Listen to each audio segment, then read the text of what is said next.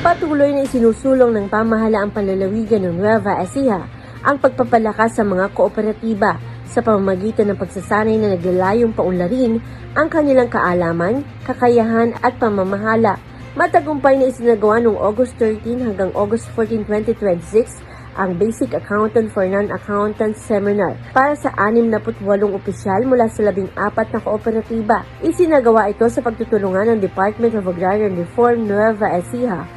Nueva Ecija Federation at Agricultural Cooperative, Provincial Government of Nueva Ecija sa pamamagitan ng Provincial Cooperative and Entrepreneurship Development Office o PICEDO at lokal na pamahalaan ng Saragossa.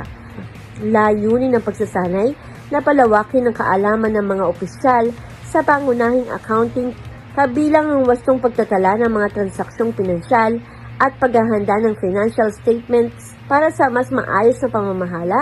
at paggawa ng mga desisyon. Bagamat nakatakda sa 3 araw, natapos ang pagsasanay sa loob lamang ng 2 araw sa tulong ng Cooperative Accountant and Management Utility Financial Statement Spreadsheet, isang tool na binuo ng PICEDO, katuwang ang mga on-the-job trainees mula sa ELJMC upang mapadali ang financial report ng mga kooperatiba kaysa katuparan ng programa sa inspirasyon at patnubay ni na Governor Aurelio Oy Umali at Vice Governor Raymond Umali na patuloy na sumusuporta sa mga kooperatiba bilang katuwang sa pagpapaunlad ng ekonomiya at kabuhayan ng mga Novo Ecijano. Para sa Balitang Nueva Ecija, Maureen Bukhari nag-uulat para sa DWNE, ang tinig ng Nueva Ecija.